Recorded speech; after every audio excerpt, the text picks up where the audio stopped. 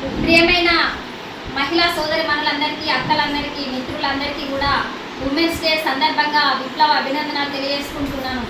అదేవిధంగా ఈరోజు ప్రగతిశీల మహిళా సంఘం ఆధ్వర్యంలో జిల్లా స్థాయి సదస్సు నిర్వహించుకుంటున్నాం.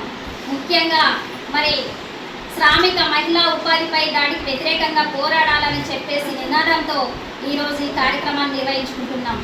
అయితే ముందుగా ప్రపంచంలో ఈ మహిళా దినోత్సవం అంటే ఏంటి, మహిళా ప్రాముఖ్యత ఏంటి అనేదాన్ని మనం తెలుసుకున్నట్టయితే ఈరోజు ప్రపంచవ్యాప్తంగా కూడా మహిళా దినోత్సవాలు జరుపుకుంటున్నారు.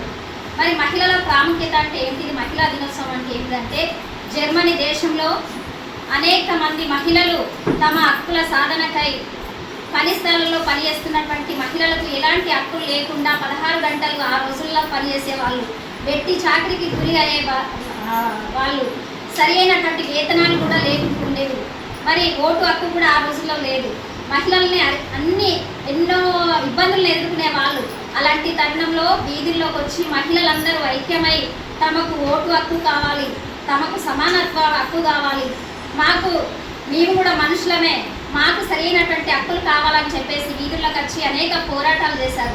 ఆ పోరాటాలపైన నిర్బంధం కొనసాగించారు అక్కడ ఉన్నటువంటి ప్రభుత్వాలు. ఆ సందర్భంలో జర్మనీ దేశస్తులైనటువంటి